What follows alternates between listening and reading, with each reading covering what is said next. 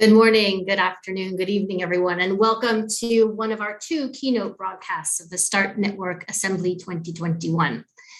So as many of you know, the theme of this assembly is changing mindsets, transforming systems. And we thought that was a really apt title for this assembly because of where we are as a network today. The START Network today is in a moment of transition, a moment of pivot from a network made up of global members to a network of networks made up of country or regional hubs that come together around shared purpose, innovative programs, at once self-actualized, locally positioned, and globally connected. In doing so, we feel very strongly that we're on the cusp of something really important and really exciting for us and for the rest of the sector. And in the words of our chairman this morning, START Network's time has come. And it definitely feels like that to me. But that transition does require a few things from us as a collective. It means changing our mindsets and discarding old, entrenched ways of behaving, communicating, and working. It means confronting some of our wicked problems, such as our colonial history and embedded north-south divides. It does require that we take calculated risks, perhaps outside of our normal comfort zones, but in line with our vision and based on the idea that we need to try and perhaps fail, but always learn. So all of this will make us uncomfortable, and all of this requires extended conversation, and this is where we begin today. So I'd like to introduce our experienced and esteemed speakers who will use the next 45 minutes to begin that uncomfortable conversation and perhaps make us feel a little bit more comfortable in that discomfort and set the tone for our discourse over the next few days. So first, Chernor Ba, who brings experience from all parts of the sector. Chernor is the co-founder and co-CEO of Purposeful, the first Africa-rooted global feminist hub for girls activism. At 15 years old, Chernor founded and led the Children's Forum Network, a mass movement of children who mobilized to demand that their voices be heard and included in peace efforts after Sierra Leone's civil war. Chernor has been appointed to numerous UN initiatives and is a frequent speaker and advisor at the United Nations, at the European Union, and at the World Bank. Our discussant with Chernor is Oenone Chadburn. Oenone is the head of Tearfund's Humanitarian and Resilience team, a founding member of START Network, and a current START Network trustee. Working with Tearfund since 2004, she's worked on and led global and in-country humanitarian, disaster risk reduction, and peace programs in Afghanistan, Pakistan, and Sri Lanka. An advocate for locally led disaster risk management and for the role of local organizations in humanitarian response, Oenone has seen firsthand the best and the worst of what humanitarian organizations have to offer. And because of that, has a really clear vision and insight into what needs to change. So we've asked them to have a conversation about changing mindsets and what that entails for all of us. So Chernor, over to you. Thank you so much for having me, and congratulations to the START Network on even having this conversation. As you said in my introduction, I have been on pretty much every side of the global development complex. I was, as a child, a refugee and an internally displaced person. I leapt for joy at the sight of an aid worker who was often white or foreign. I relied on them for food, for clothing, for shelter, to literally save us. As an activist, I basically was a poster child for global developments. The often cited reference to what can happen when global aid actually works. The exceptional young man who makes it out of that slum through scholarships and other help into elite universities, who speaks the language and is now literally the face and, dare I say, sometimes token voice on major platforms and advisory groups. And I was able to fulfill my lifelong goals, dream of being a humanitarian worker myself. I served in Haiti, in the Philippines, in Liberia, in Lebanon, and other humanitarian emergencies. And now I am a co-founder and a co-CEO of Purposeful, an NGO that is headquartered in Sierra Leone, but yes, relies on global North institutions and funding mechanisms for our survival. So how am I now such a critique of global development and institutions and structures and systems that underpin it?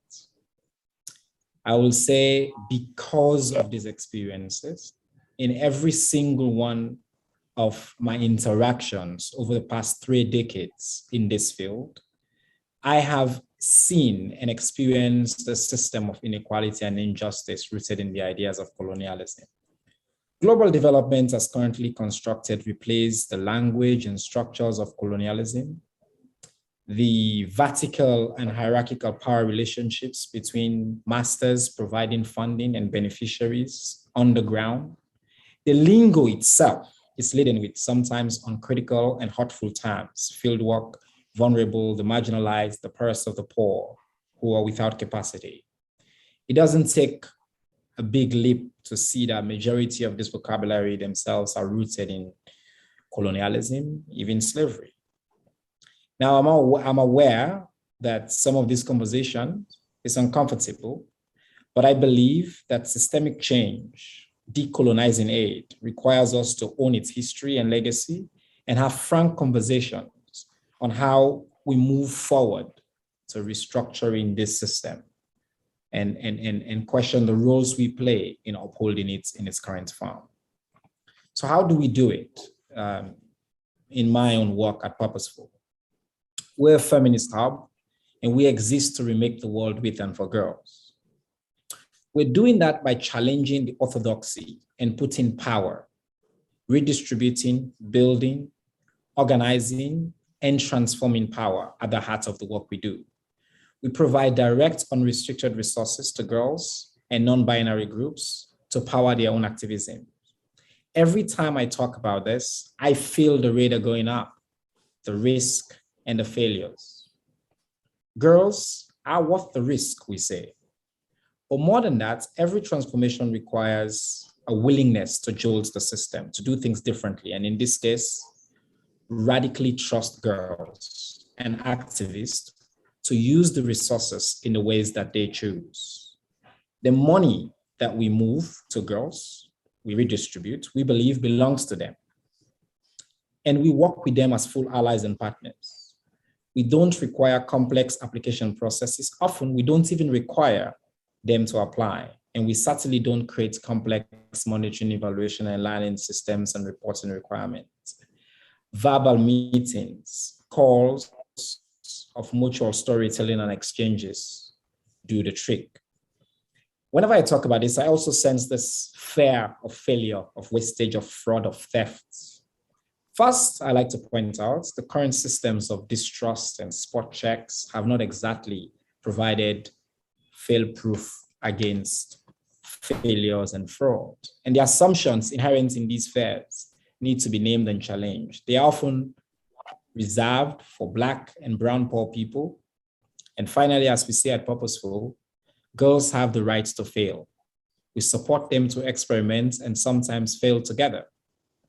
But what we constantly experience actually is in this freedom and trust, true determination and liberation is what is happening. So step back and ask, can we do this at scale? How can we change the relationship between predominantly white global North and the predominantly Black and brown people in the global South?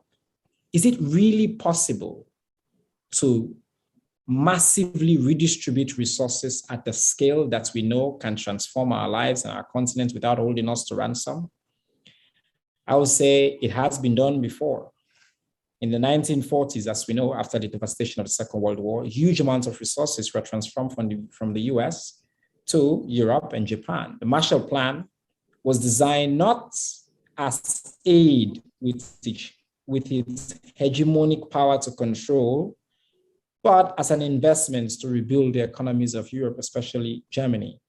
Africa and the global South continues to wait for our own plan at the scale and the intent, despite the obvious need for that, considering the plunder of slavery, colonialism, climate destruction, and the Bretton Woods institutions and their policies. We continue to wait. Every time there's been an opportunity to challenge and to mobilize the world to act on our behalf, what we have seen instead are piecemeal efforts. With the current global crisis with COVID, COVAX was supposedly set up to ensure that vaccines are distributed between the global north and the global south in a way that says we all as human beings have access and have rights to good health. But colonized thinking led rich countries to reserve sometimes as many as 7 times more of the vaccine that they actually truly need.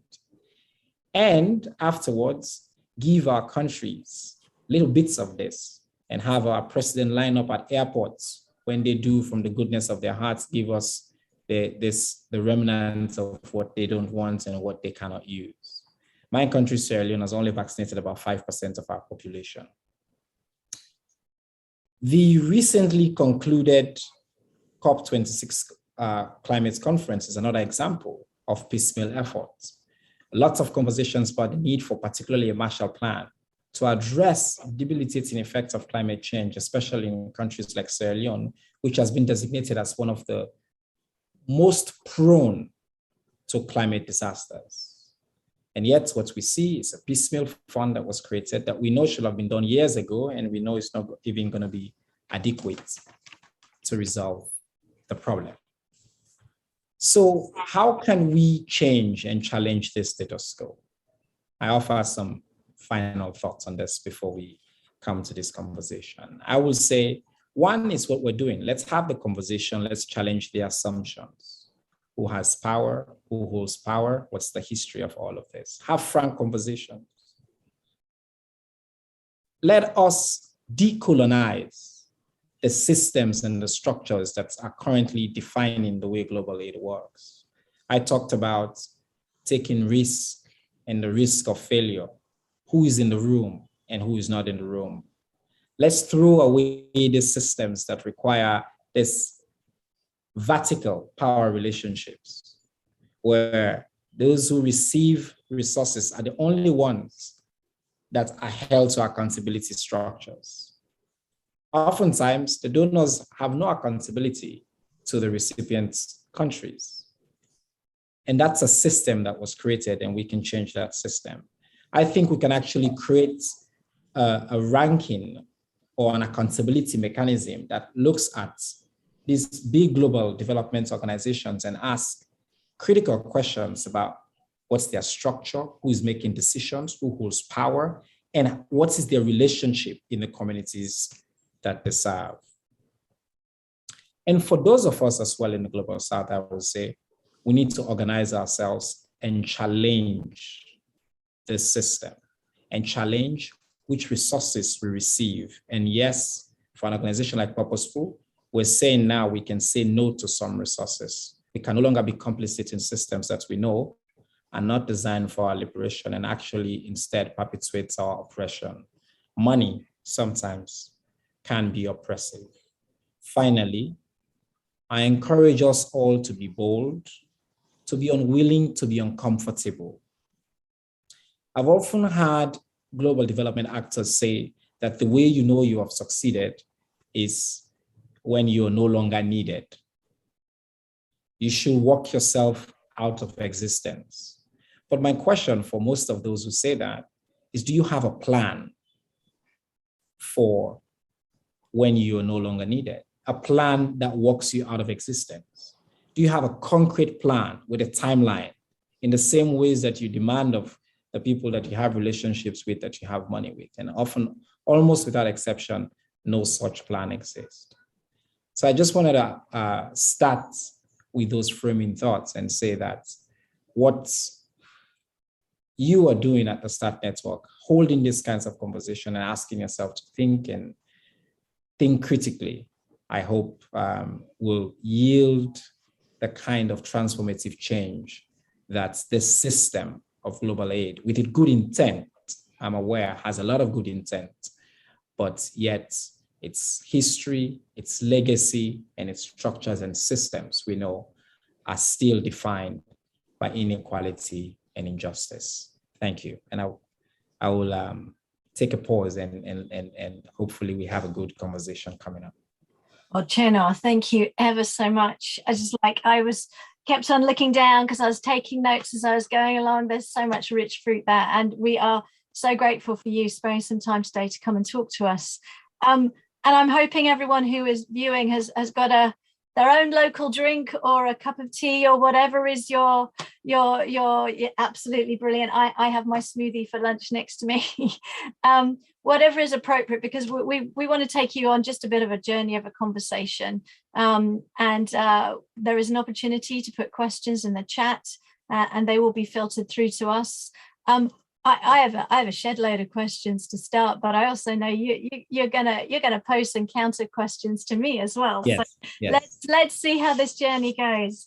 But great. I mean, there were some great statements. I mean, things along the people have the right to fail, and questions. The Marshall Plan was not cited as aid.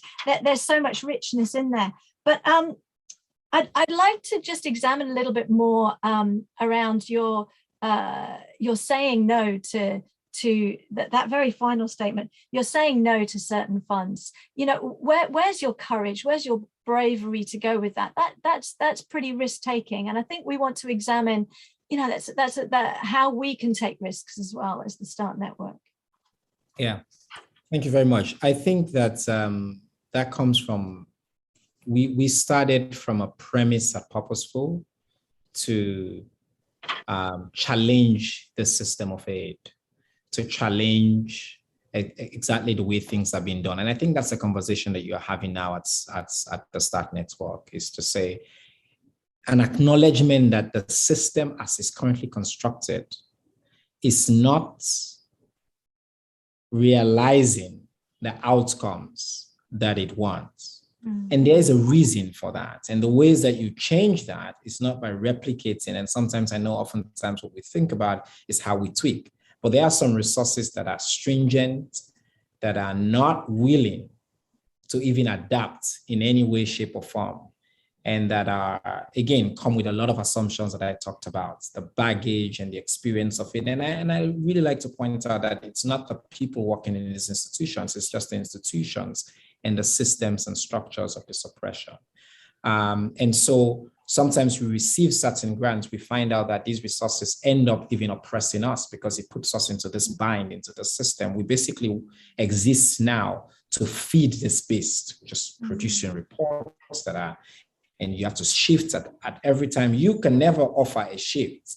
It's the person that has the resources, or the system that has the resources offers this constant shift. We saw that as well during the COVID emergency, the major cuts that we suffered, and sometimes even without questions at all. So I know that with your experience as well in this field, maybe you can talk about where you have seen the kinds of changes we're talking about. Have you ever, in your experience, and I know you have done a lot of work in the humanitarian world, you've seen it real for the audience, where have you seen a manifestation of difference? I feel like you see something and you be like, okay, this is what a decolonized, transformed system could begin to look like. I'm aware there's not yet a manifestation of that. I think you're absolutely right. It's not yet manifested. And I do see the vision of START helping to go on that journey. I think in the spirit of being vulnerable, it does mean giving up.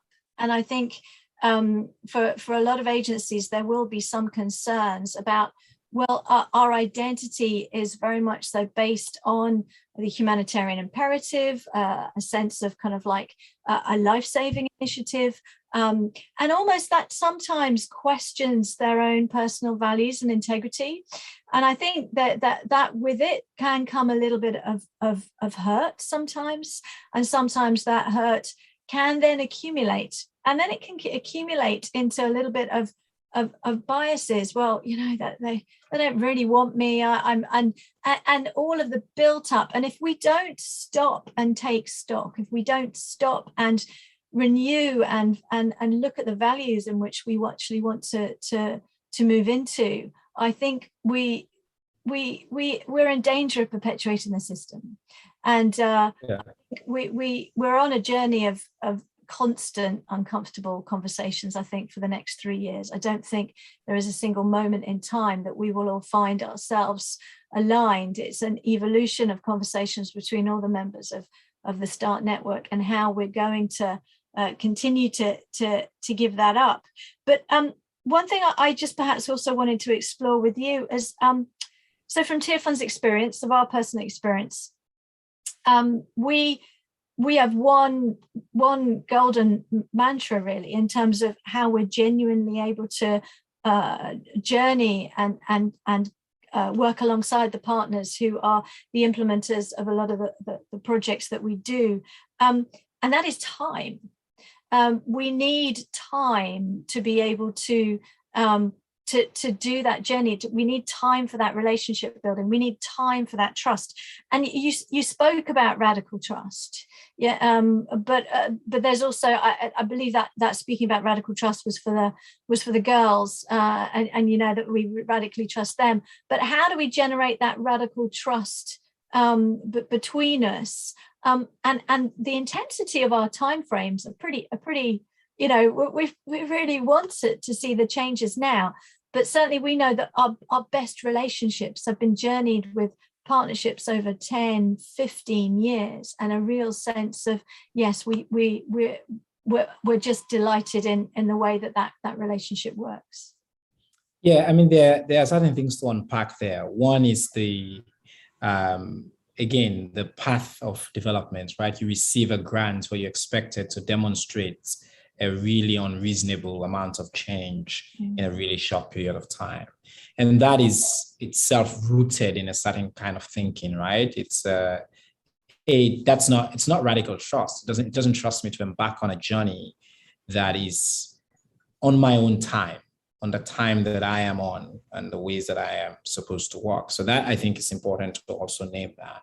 And you mentioned the relationships amongst ourselves, but relationships with communities. And this is why I ask about who's in the room, who's making decisions. And it's not just enough. And I know some organizations now are doing a really good job of appointing Black, brown, and people of color in their leadership positions on their boards, and it's becoming a thing. And that's one part of it. But who are they representing? Are they connected with their communities? Or are they just people like me who are, graduated and gone out and now kind of speak that language and all of that? I think it needs to be rooted in our communities that we come from. And I think radical trust is about believing and trusting you to engage on your own journey and say, we are partners. This relationship is not based on I am saying, and I know this requires a lot of rethinking and relearning, but the relationship is not based on, hey, I am telling you this is the path, you need to do it on this time. No, it's a relationship that's based on partnership, that I know you're invested in your community. And this is how we think about when we work with girls and activists. You're an activist already. You stand for something. This is a relationship of trust, and it's a privilege for us to be in partnership with you. We are walking on this journey together, and it lifts you up as much as it lifts us up. And I know that that relationship removes the pressures of the colonized tools that we have used in the past to measure this relationship, the nature and types of reports that we use, the spot checks. Oh my God, those dreaded spot checks, those dreaded visits by the donor, and all of these things, those things reinforce that power imbalance in that dynamic. So I think those are the things we need to continue to question. I wanted to ask you, if you may, and I know you will come in as well, but I wanted to ask you about the point I made about you have to walk yourself out of existence, and whether that resonated with you, and how particularly I know major international NGOs and members of your network, how that sits, how that thought will sit, and what's the manifestation of moving towards that. Yeah, I loved your statement about you need a plan. I absolutely loved your statement about the plan, because you're right. I think it is quite a frequent statement, but it seems so intangible sometimes. And it seems so intangible because we're quite entrenched with the perspectives and the mindsets that we actually have. to give you in the spirit of true vulnerability, but many years ago, I was offered a role in a country that I won't name, and I won't name the donor because I don't want to at this moment get too distracted. But they were looking for, I knew this country could provide international project manager of high caliber from the marketplace that was in that country. And I carried on with the job process, and it came to the end of it, and something wasn't resting right. And in the end, I actually had to ask. I said, why are you asking for an international when you actually know that there is a real employment market that you could recruit from in situ? And they said, because the donor wanted it. And in actual fact, that job, they offered me the job, and I just said, I can't do it. I won't go into that place and actually represent just an international face when I know that my colleagues and my counterparts in that country are more than capable of achieving that. And I think, and yet for me, that felt like a very small minor protest, and a small, but it felt like quite intangible in the way that, because someone else was going to get the job and another international would have walked into that place. But I guess it's accumulation of those small pieces. I mean, you spoke a lot about COVAX and the COP26, and a lot of that is about political systems. And you speak a lot about activists. I mean, what are the options that are open to us to be the allies, to be part of that radical change, because my small action there, it's unknown. It's the first time I've given that statement out here, but did it change anything? It didn't feel like it did. And we what we want to really be, that the allies that achieve actions that achieve change. Well, thank you for sharing that. I think it's one of my favorite sayings by Margaret Mead: never doubts that a group of committed people can actually lead to change. In fact, it's the only thing that ever did. I think how an action like that can lead to change is when you organize and mobilize with other people. This is why I love activism, and the work. The heart of our work is about how do you spark and inspire movement, because that work, that idea, and that's why I said, even to us, I hold us to the idea of we need to organize. So, if you know a lot of your colleagues as well who are in international development, and say, we come together and say, you know what, we're going to organize and say, we will not take these positions in countries where we know the locals can actually do this work. That's the beginning of it. And sharing that story and writing op-eds and saying, hey, within the systems, within these structures, too many times, my face is used as equal to knowledge and expertise. And yet, these are the different ways that this continues to hold these countries back, and this continues to perpetuate the system, and I can change that system. So I think I see a question about what's the difference between individual action and systemic action, and whether systemic change starts from the individual. I think absolutely. Every time that I've seen and experienced or read about changes, start with people, individuals like you and I, saying, this is wrong. This system is wrong, and having the courage to do something about it, which you showed, which you said, you know what, I'm not going to take this position, because I know that this system, this requirement that is created comes from a set of assumptions about who has knowledge, who has power, who we should trust, who we can give our money to control, whose language we understand, who we feel comfortable with, and all of those are rooted in an ism. And I think the step beyond that is how you link up with others in a network like this and say, you know what, we're going to change our system. We're going to change that rule, that requirement that we have. We're going to ask hard questions. At Purposeful, before we hire, and we are now in many ways a global organization, we insist on hiring first Black and brown people who are qualified. First, it has to be Sierra Leonean or West African or Kenyan or And if we cannot, then Black and brown people don't.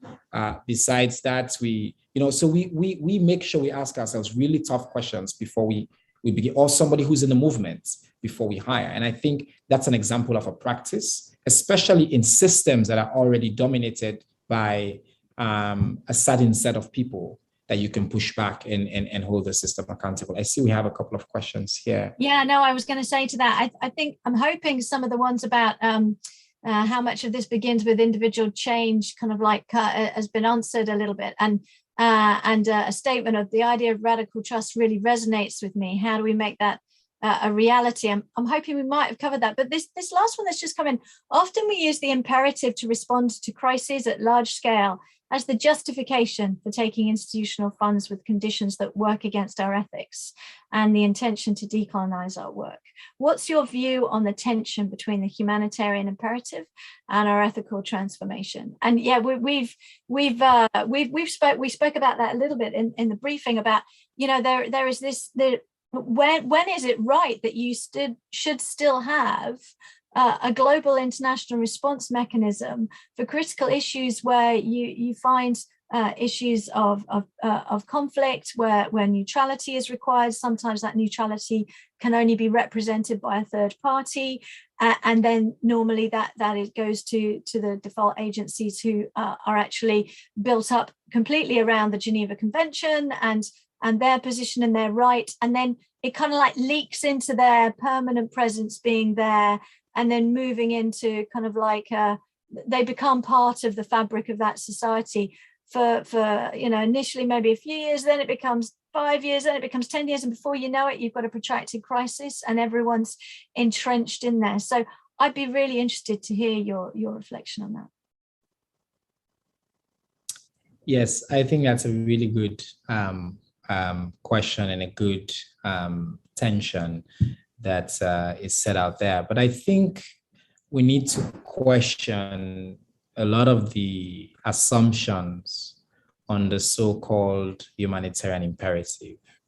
I think if a lot of bad has been done in the name of doing good in this field and in this work, and even in my own short life. And I think that in our work, working with adolescent girls, we often say that good intent is not enough. We do not judge your intent. The assumption is you have a good intention. What we really judge is your effect.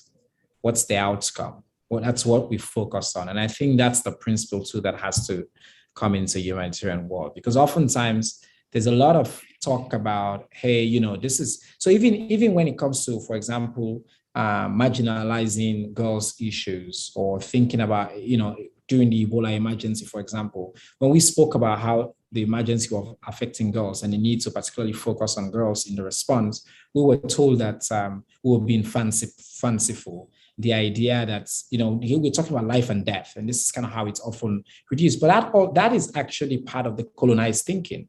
It is part of the thinking that reduces us to our most basic needs at every single time. But no matter the emergency, we're still people. We still deserve dignity. We still deserve respect. We still deserve, and so it's a system that we have created. I get the need. So I think the conversation is not about saying there should not be solidarity. That's different.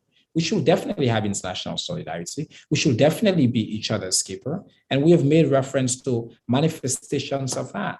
The other day I was having this conversation and somebody asked me, but whoever gives the money is going to want to always have control and dictate what happens. And I said, well, not necessarily. We see sometimes the way global aid works. If you look at the relationship between the US and take, for example, just Germany, for example, there's a lot of resources that move between those two countries in terms of trade, in terms of concessions and things like that. But it's not based on the US telling Germany what to do or not to do, or the other way around, because it's based on the idea that they see and respect each other as equals. And I think what needs to happen, especially in our humanitarian work, is to question those assumptions about the tension between the humanitarian imperative and the ethical transformation and the ethical imperative that we have. I don't think those two things should ever be in conflict. I think they should always be together. I think there's a question of, yes, how you show that, the manifestation of that, how it breaks down. But I think that if we come to this work questioning the inherent socialized assumptions that we all have on who is human, who is deserving, who is not deserving, what is the manifestation of that, who has the power to save and who does not have the power to save, and the modes of doing the ways that we do our work. I think we can find ways to marry those two things really well. Yeah, no, I resonate very much with that. I mean, I'm a heart and a passionate advocate for locally led response. From personal family connections. My husband's from Haiti. His uncle and his aunt were involved in the Haitian earthquake, and it wasn't international responders that came in and pulled them out from under the rubble. It was the extended family. We must be working more with the local communities. This isn't even about national NGOs or even local NGOs. It also goes right down to the core of being locally led by communities, being able to self-determine what is within their domain, what is within their control. They have a right and a voice to be able to say what happens to them as the starting point, not as an ending feedback mechanism or a consultation process along the way. Their design should be, and what I've loved about you've torn up the project cycle management. And for years I've wanted to tear up project cycle management approaches. They're not helpful. They're based in Western Not for anyone. of the way that we manage kind of like funding and money, the way that the education system has trained our minds. But you sit with the community differently. They will approach things very differently from you and me. Yeah. But I wondered as well whether we could have a look at a little bit more about, you've spoken a lot about language, and how colonialism is embedded in our language as well. What could we do better at Start Network to examine that? What is it we need to think about on that? Like, I think, I talk a lot about constructions and understanding that, the most of the times the problem is that we don't ask critical questions, and we're socialized to thinking this is the way it's done.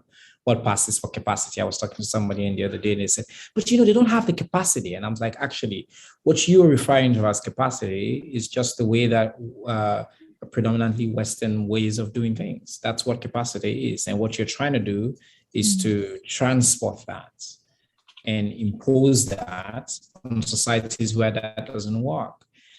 The other day, we were also having a conversation about, how do you really transform the system of working? And one of our partners said, we are an international agency, but now we've worked with these 5 local organizations, and now they're receiving resources from these other multilateral organizations. Now that's good, but that's not enough, because what you're telling me is you have created local organizations in your image. They now have the same institutions and structures that you have. That's not transformative enough, So it's not that the language itself is, yes, hurtful and colonized and things like that. It's that we're not asking critical questions and afraid to question the origin, the history, and our own complicity in perpetuating injustice and imbalance. And I think that's really important to bring into the conversation on language. That yes, nothing is neutral. Somebody drafted that. It was drafted, it was crafted in a way. And there's many inherent assumptions about terminologies, some of which I made reference to: the marginalized, the poorest of the poor, who has capacity, who does not have capacity. And yes, it's not like I have the answer to what you replace all of those with, but I'm just saying we should have frank conversations about where those come from, and how those directly and indirectly, deliberately and inadvertently, are contributing to the ways that we do things and how we relate with each other. No, I mean, you're really alluding to some fundamental systems change there in terms of, and it will take a critical mass of people asking those critical questions. Start Network. I'm counting on you guys. Time. Yeah. Yeah, the right place at the right time, and in multiple different forums and in multiple different ways. But I believe Christina wants to ask us a couple of questions. She may be taking camera prerogative and come online. There she is. Sorry, yeah, no, I'm taking host prerogative here and maybe jumping in with a few questions because I've been that's itching power, with them. Christina. That's power. I know, but I'll take it at this moment. Maybe actually two questions for both of you. The first is going back to your challenge to us, Chernor, about working ourselves out of existence and whether or not we have a plan for that. And I guess, where I come from Start Network. So the Start Network is by sort of definition right now, a diverse network. What it tries to do is take the diversity of our organizations, and that's the diversity of positioning, that's diversity of power, that's diversity of language and culture, and where you are in the world and experience, and really put it all together in complementary ways, that the strength of Start Network and its ability to deliver to communities rests on that complementarity and not on something, that's only local, only international, only national, but a real mixture. So I guess in your mind, and potentially Oenone too, in your mind, is there a vision that you have where complementarity could be seen as solidarity and not power over, if that makes sense? That really, while operating together in solidarity, we're operating in complementarity, we're operating in solidarity versus operating in an automatic power dynamic. Great question. Chernor? I like that.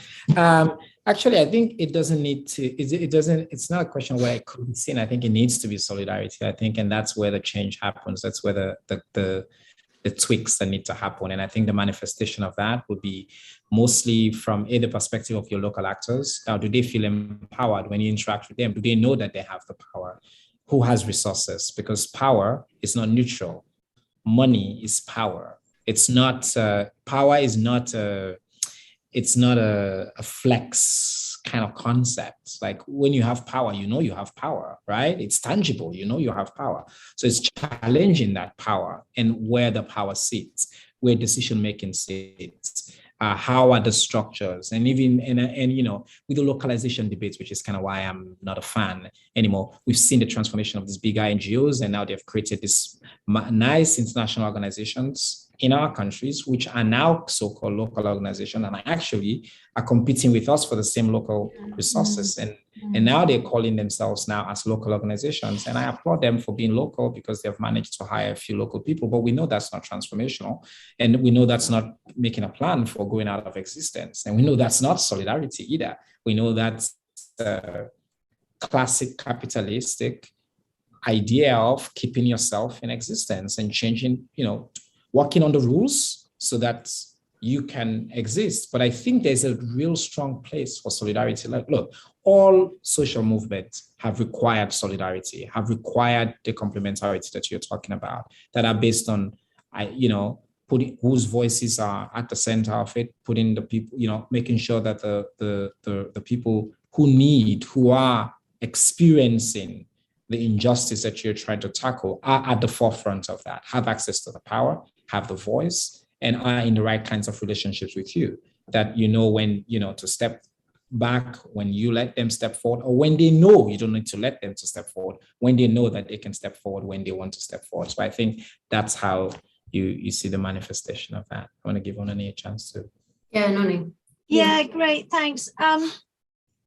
Perhaps this won't, I speak from a place, I'm trying not to speak too much from a place of Tearfund. I'm trying to think as if I was the whole a little bit of diverse membership that we do have. But from Tearfund's perspective, we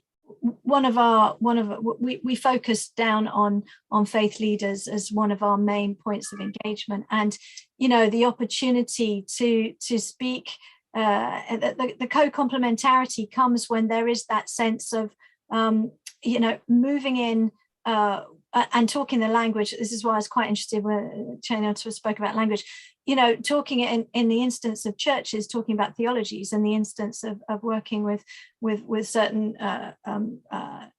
with imams using again values of theology that actually brings in a framework, and then engaging with them there, and then they feel you've met them. And we've done a couple of programs where we're trying to change literacy in terms of understanding. In South Sudan, we've had a program called Bridge Builders, where we're trying to bring that sense of that, just create that space where that equity is known and accepted. But gosh, it's we did it for a couple of years. That's not long enough. It challenged, it gave awareness, it brought things to the fore, but I don't think it landed it in its fullness, which again was why I was coming to time and actually saying that time is a real critical issue to that. But just one final thing. Many years ago, I helped commission a resource called Characteristics of a Disaster Resilient Community, authored by John Twigg. And it just names a whole set of indicators to say, well, this is what a resilient community would look like, literally at the village or the household level. And, John's reflection to me afterwards said, I've done all this work, but you know what? Ultimately, it's all about partnership. There is no one entity that can deliver this. Even a village cannot stand in glorious isolation. It relies on the co-complementarity of technologies to give it new information on climate change, to let them know how things are going to be changing within their landscape, to give them information flows. And so it is, partnerships is core to this, but how we flip that on its head to make sure that they are equitable, they're seen as balanced is the way forward. Christina, I think we're out of time. Yeah, we are out of time, and there's so much that is twirling around in my head right now after what you both said. But I suppose because we are out of time, and I just want to leave our audience with some really key takeaway thoughts. Chernor, Oenone, if you had one challenge for Start Network, given where we are in our own evolution, what would that be? Chernor first. I thought you were going to ask Oenone to go first this time. No. And she's more familiar. Well, I would say always ask yourself how your actions, directly and indirectly, are part of the transformation. If what you're doing is keeping the system as it is, or is transforming the system, and be willing to be uncomfortable in that space. If you're too comfortable, you're probably not doing the right thing. I think you have to be comfortable in discomfort. Thanks, Chernor. Oenone. It's quite focused, but challenge yourself on understanding your sources of funding and your sources of income. I do actually think we don't need to be beholden to the bilateral funders or those that have come with so much soft power that was wielding with that. We stitch ourselves up from the very beginning, diversify our funding sources, work better with private sector client opportunities, work more with disruptors, work more with, and really challenge the fact, we've got the opportunity of climate adaptation funding coming in. That can't come with anything other than what it wants to achieve is climate adaptation and how we can work to strengthen local communities.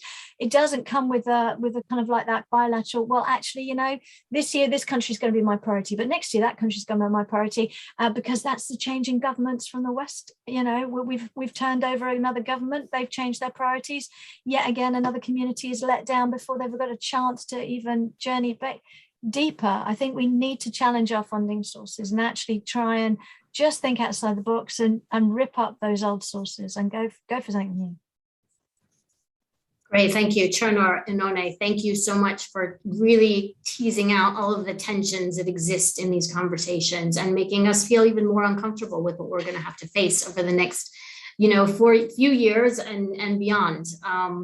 Thanks for kind of setting the tone for the rest of the assembly. I think you've given us a lot to think about. So thanks for your time. I think for the rest of everybody and for you, our next session begins in 15 minutes, 10 minutes from now, 12 minutes from now.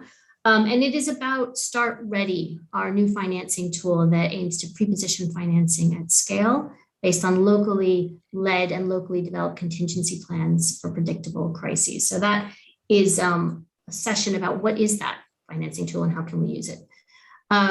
But anyway, say goodbye to both of you. Thanks again so much. And see you in sessions later.